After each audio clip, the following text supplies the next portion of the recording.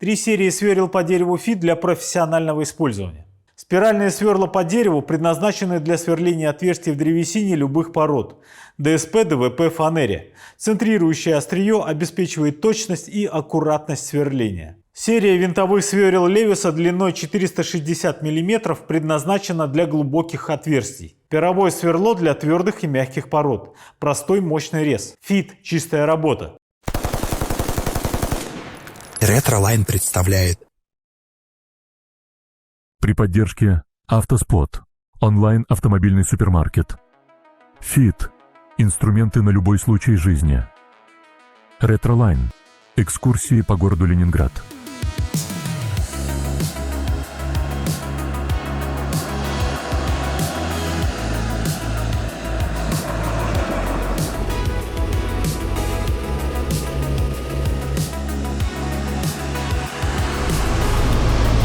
Самый массовый иностранный грузовик в СССР. Именно ему, марке, в нашей стране поставили памятник. И до недавнего времени он был единственным. Вот такие загадки. Ну что, старые подростки, вспомним Татру.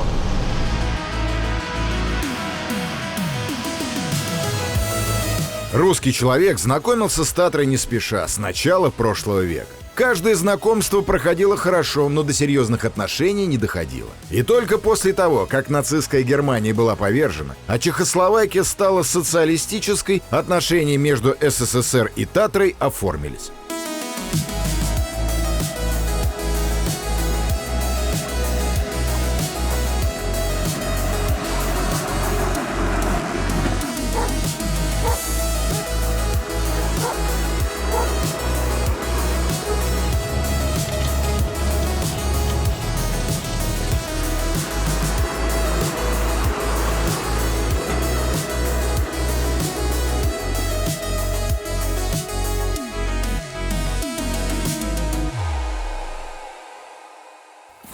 Ну что, Новый год наступил, я вас поздравляю. Итак, я знаю как минимум 3 человек, которые покупают машины в январе. Все стараются купить автомобили до Нового года, поэтому в январе продажи плохие.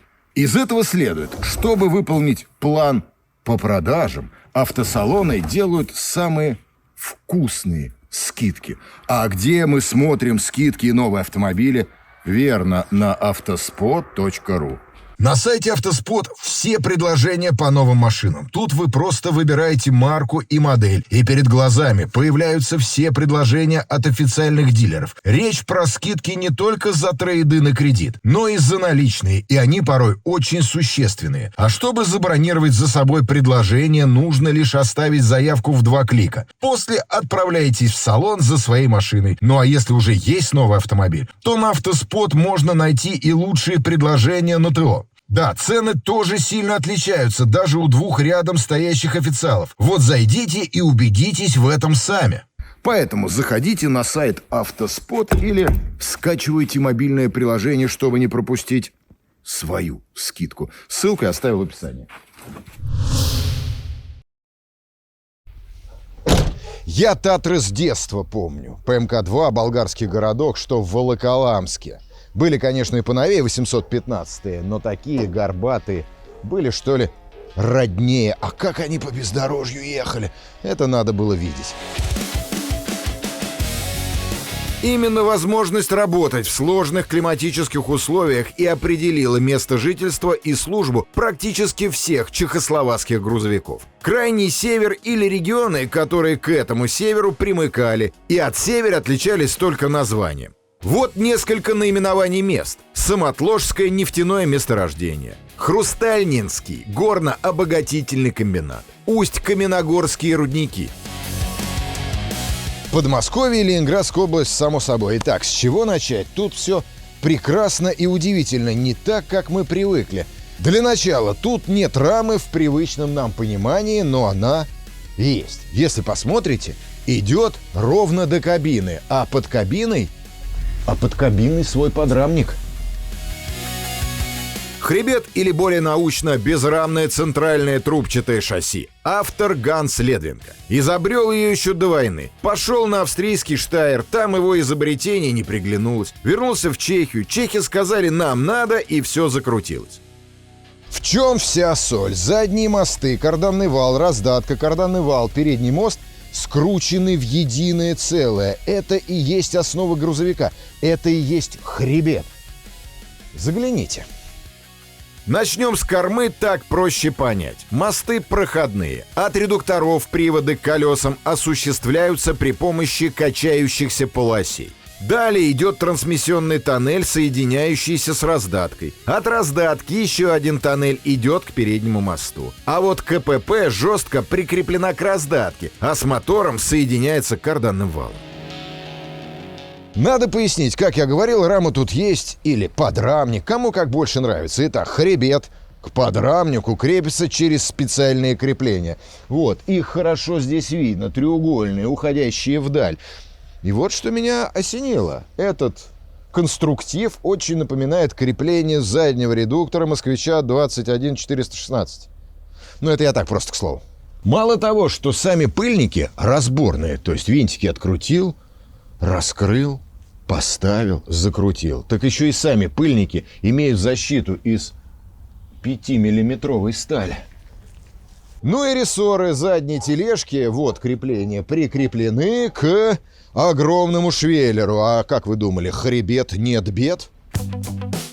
Бед на самом деле немало, но про них чуть позже. Итак, рама классическая присутствует и несет на себе она нагрузки немалые. Просто разделяет с ней тяготы бездорожья и прочего тот самый хребет. На раме, кстати, и кузов в среднем на 9 кубов установлен, и гидросистема егонная. Передний мост независимый. Тут все мосты независимые, но передний самый независимый. Он торсионный. Снизу хорошо также видны растяжки, которые держат кабину на подрамнике. Все. Торсионы определяются сразу. Два остальных эпических лома с руку толщиной слева и справа от рамы и длиной в пол машины. От редуктора к колесам идут гомокинетические карданные валы. Именно гомо и никак иначе. Это значит, что они с двойной крестовиной. Зачем? Чтобы добиться максимальной плавности вращения и полной компенсации угловых смещений. И еще угол развала передних колес можно регулировать по отдельности торсионами. Вон, там есть регулировочный винт. Вы его не увидите, но он точно там есть. Еще забыл, из-за конструкции приводы колес не соосные. Тут, в общем, хитрая конструкция. Надо рисовать.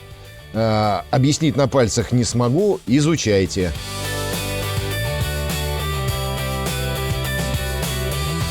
Стоит, наверное, упомянуть внешность Татры. Упоминаю. Капотный грузовик длиной 7240 мм, шириной 2500 мм, высотой 2645. Так, открываем капот. Блять, надрываем пупок. Жалеем о том, что мы не дядя Степа. Да собака страшная. О, Господи. Да чтоб тебя. Да еще чуть-чуть.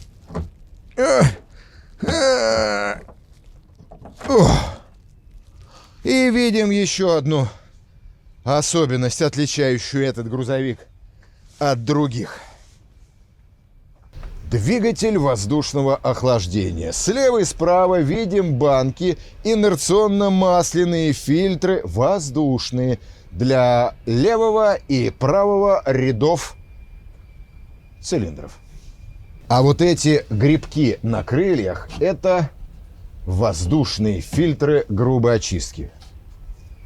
Это варюшка. В развале цилиндров на тебя смотрит крыльчатка или многолопастная турбина, которая затягивает воздух для обдува и охлаждения мотора. Сам мотор — это тоже что-то с чем-то. V-образный, 8-цилиндровый, дизельный, объемом 12,7 литра, мощностью 209 лошадиных сил при 2000 оборотах в минуту. Каждая головка отдельная. Нет одной головки. Здесь головки цилиндров во множественном числе. И тут коленчатый вал сборный. То есть не надо разбирать пол двигателя, чтобы поменять, скажем, вкладыши на 5-м цилиндре. Потрясающе удобно. А еще тут есть жидкость для охлаждения. Масло.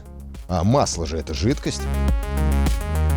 Нагнетаемый воздух проходит не только через оребрение головок, но и через радиатор масляного охлаждения, и остывшее, очищенное от пены масло опять поступает в двигатель. А еще под каждым поршнем установлена форсунка, направляющая снизу на его днище струю масла, тем самым дополнительно охлаждающая.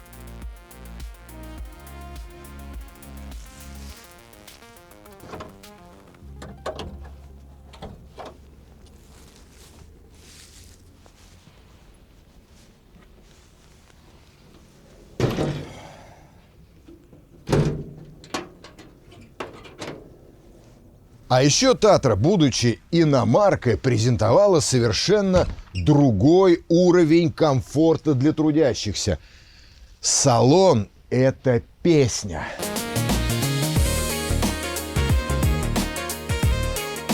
Широкий, светлый за счет панорамного стекла. Отделки, правда, в идеале никакой не было. Весь металл был крашеный. Но это не значит, что зимой тут холодно. Тут есть дизельный отопитель, который при минус 40, как обещали, делал жизнь водителя сносной. Водительское место. Я больше чувствую себя капитаном. Приборная панель как отдельное искусство. Она на отдельном подиуме, а перед глазами спидометр, а внутри спидометра часы.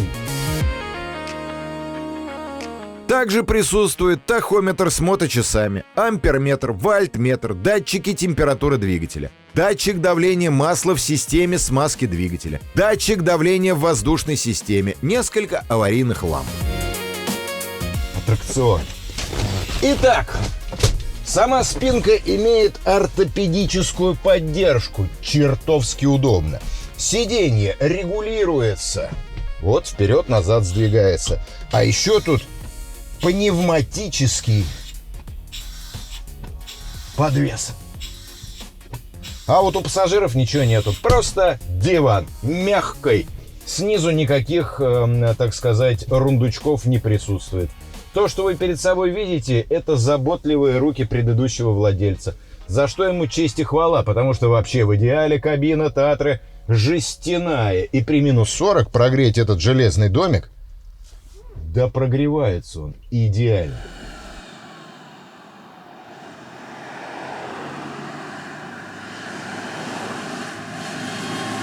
Со второй пустым в самый раз и покатились. Татра очень шустрый автомобиль, даже в нагруженном состоянии. А это на минуточку 16 тонн. Мотора хватает всегда. Прет как танк. Максимальная скорость 80 км в час.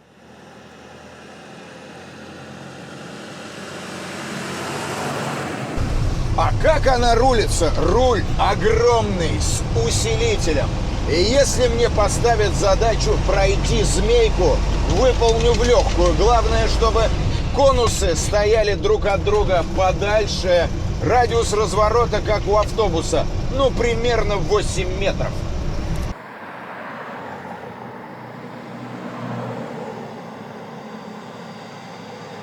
Отмечу тормозную двухконтурную систему. Хороша, даже несмотря на то, что машине под 50 лет в обед. Замедляется монументально, веса практически не ощущается. На бездорожье Татра также уровень бог. Мы не поедем, но в теории передний мост можно подключить, межосевой и межколесные дифференциалы заблокировать, и тундра с тайгой будет пройдена.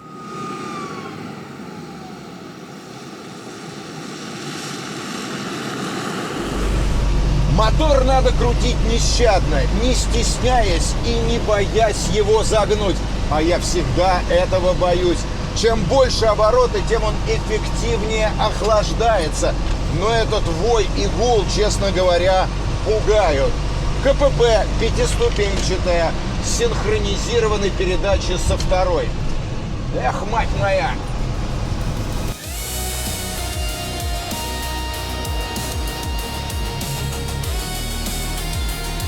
Нравились машины советским водителям. Татру-148 начали поставлять в СССР с конца 60-х. Как она встала на конвейер? По некоторым данным, в нашу страну приехало около 26 тысяч автомобилей. Ну не машина прям, а сказка. Но нет, из-за конструкции, например, коробки хрен подлезешь, привода поменять проблематично, а из-за того, что она косолапая, колеса неравномерно изнашивались, и приходилось их на 180 градусов переворачивать или цирк с ними устраивать, переставлять внутренними и с наружными местами.